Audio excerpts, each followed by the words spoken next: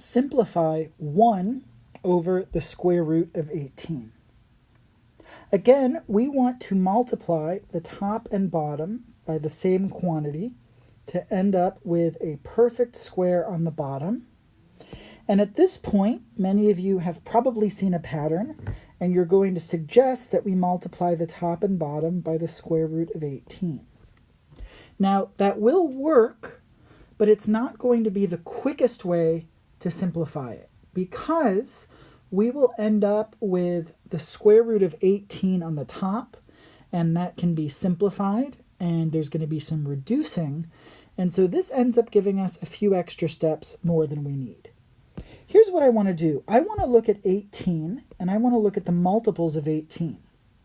18 times 1 is 18, 18 times 2 is 36, 18 times 3 is 54, 18 times 4 is 72, etc. And I want you to notice that we already have a perfect square here. We've got 36. It is 18 times 2. So we can multiply the top and bottom by the square root of 2 instead of the square root of 18. And that's going to be a much faster process because there's going to be less reducing that we have to do in the end. Let's follow this process through. In the denominator, the square root of 18 times the square root of 2 is the square root of 36. And again, we have a perfect square inside the radical in the denominator. And we can evaluate that. The square root of 36 is 6. Now, in the numerator, 1 times root 2 is root 2. And so we can bring that over here. And now we have root 2 over 6, which is our final answer. This one time, I'm going to run through the longer version if we had multiplied the top and bottom by root 18, just to see how much time and effort that will take. So let's redo the problem, but instead let's multiply the top and bottom by the square root of 18. If we do that, on the bottom, 18 times 18 is 324. So we have the square root of 324 on the bottom. And on the top, 1 times root 18 is root 18.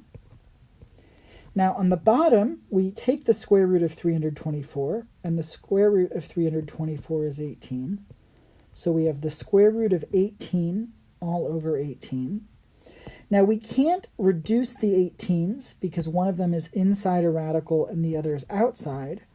However, 18 has a perfect square factor, so we can split this up and then simplify. 18 is 9 times 2, so we can write the numerator as root 9 times root 2. And root 9 is 3, so we can evaluate that square root and write the top as 3 root 2. And then the bottom is 18. At this point, 3 and 18 are both divisible by 3, so we can reduce by a factor of 3. That gives us 1 over 6. And now on the top, 1 times root 2 is root 2. And on the bottom, we're left with 6. And we end up with the same answer, but it took a lot more steps. In the top, really, there were only 2 steps that we had to do. And then in the bottom, we've got 1, 2, 3, 4, 5 steps that we had to do. So we are always allowed to multiply the top and bottom by whatever we have in the radical in the bottom. This will work, but sometimes it can be 2 or 3 times as much work as it is to find a smaller number that we can multiply by to end up with a smaller square root on the bottom. So I recommend always looking for the smallest thing that we can multiply by to get rid of that radical.